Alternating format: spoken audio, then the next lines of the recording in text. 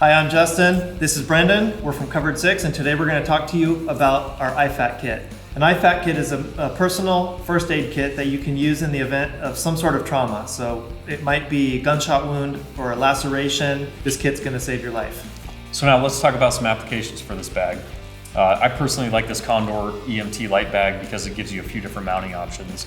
It allows you to mount it with mole onto, say, like a vest or a belt, or you can separate the back panel from it and use just the hook and loop, which can also work on a vest depending which type you have. Or like me personally, I stick it underneath the seat on my truck because I have some material under there that allows it to grab.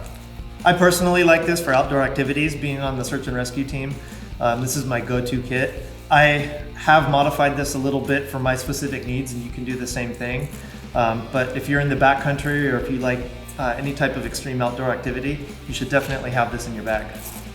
Something else that I want to mention is make sure that you have a proper level of training for the items that you have in your kit. Even with all these dressings and stuff, if you don't know how to use it, it's not going to do you any good. So make sure that you get proper training.